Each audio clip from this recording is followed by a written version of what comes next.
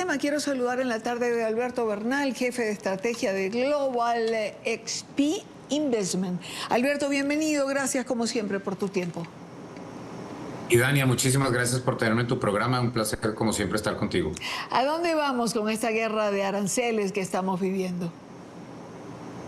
Pues mira, Dania, yo a veces amanezco Alberto Bernal optimista, a veces amanezco Alberto Bernal pesimista, pero yo te diría que yo sigo pensando que gran parte de lo que estamos viendo es parte de una negociación mucho más compleja que vamos a ver de aquí en adelante. Y te voy a explicar por qué.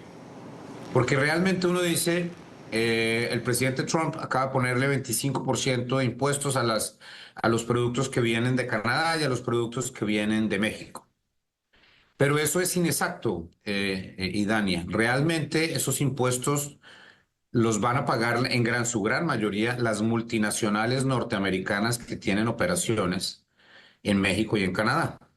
Eso es un tema súper importante porque es que realmente una de las principales razones por las cuales Ford o General Motors o Stellantis tienen plantas en Canadá y en México es porque esas empresas necesitaban mejorar sus eficiencias para poder competir con los carros asiáticos y los carros europeos. Esa es la realidad. Y si no hacías lo que hiciste, que es tratar de disminuir los costos de producción, al teniendo una parte del ensamblaje en México y en Canadá, que son tus hermanos, son tus economías hermanas, pues entonces iba a ser muy difícil poder competir en un mercado tan competido como es el automotriz. Por eso, además, hemos visto ciudades como Detroit, por ejemplo, que posterior al cierre de las grandes ensambladoras han quedado como ciudades fantasmas. Exacto. A ver, digamos que mucho de y parte de toda esta reacción, porque en cierta forma muchas personas dicen, a ver, Detroit está disminuido porque muchas fábricas de General Motors que estaban antes en Detroit, ahora ya no están allá, sino puede que estén en Hermosillo, México, o estén en Canadá, etcétera. Y eso es cierto, digamos, esas cosas han pasado.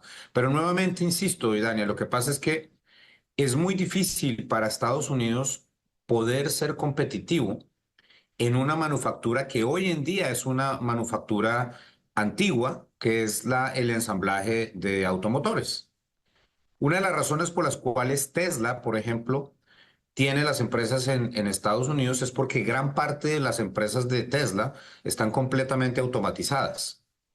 Entonces, una de las cosas que podría pasar es que si definitivamente vamos a un escenario en el cual se acaba el Tratado de Libre Comercio de Norteamérica y comenzamos cada país comienza a cobrarse aranceles a cada uno, pues sí, efectivamente se acaban parte de los lazos económicos que hay en los países, pero eso generaría una inflación de costos muy importantes para estas empresas que los dejaría en una situación muy precaria. Y la única solución sería automatizar aún más sus operaciones para tratar de disminuir los costos y eso implicaría que no tanto empleo vuelva a Estados Unidos. Entonces yo sigo pensando, a ver, de full disclosure, como decimos en Estados Unidos, yo tengo que confesar que yo soy un ferviente creyente en el libre comercio. El presidente Trump parece no serlo, pero yo creo que él sí logra entender el mensaje que seguramente le están dando las automotrices por detrás del telón, que le están diciendo, presidente Trump, por favor, ayúdenos un poco porque si esto llega a pasar como está pasando, no vamos a poder competir y vamos a perder muchísimo dinero.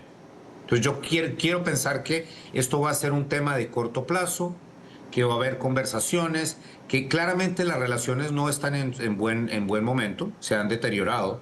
Del discurso de Trudeau ayer fue bastante fuerte y yo esperaría que los discursos de México, si esto no se arregla, se pongan un poco más agresivos, con México amenazando no ayudar más en inmigración y en narcotráfico, etcétera. Pero yo quiero pensar que no vamos a llegar a eso. Bueno, no solamente el discurso de Trudeau, Alberto, ¿no? También el gobernador de Ontario, que llegó a amenazar en un momento determinado con cortar la luz o el servicio eléctrico que envían hacia Estados Unidos, aunque no sé cuál es la proporción. Efectivamente, todo esto, digamos, eso también obviamente generaría un efecto en Estados Unidos. Ahora, hay que poner todo en perspectiva, y Dania, Ontario provee el 1% de la energía eléctrica que utiliza Estados Unidos. Entonces, digamos, no es un tema de vida o muerte, pero claramente es un mensaje agresivo. Y pues todo lo que está pasando en Canadá, los boicots contra el Bourbon, por ejemplo, y todos los productos americanos, todas esas cosas. Yo creo que eso no debería estar pasando. Yo insisto que una de las cosas que yo no entiendo realmente por qué pasó, y Dania, es este conflicto con Canadá. Porque yo veo a Canadá es como un apéndice de Estados Unidos. Es un ingreso per cápita muy parecido. Pues sí, es cierto, unas partes de Canadá hablan francés, pero es un país que yo siento que es como Estados Unidos. Uno se va a Vancouver y realmente la diferencia entre Vancouver y Seattle es mínima. Entonces es bastante extraño eso. Con México claramente existe el tema de la inmigración y del narcotráfico, pero yo creo que con Canadá son temas mucho menores. Entonces me llama la atención que haya escalado tanto esto. Ahora, Alberto, saquemos el sector automotriz, importantísimo, pero también el sector agrícola se afecta y esto va a afectar directamente al bolsillo de los estadounidenses. Cuando el bolsillo sufre, la paciencia es poca. El presidente dice, nos vamos a afectar, el presidente Trump, pero voy a pedir paciencia. Cuando la inflación suba, no sé hasta dónde aguante esa paciencia. Exactamente.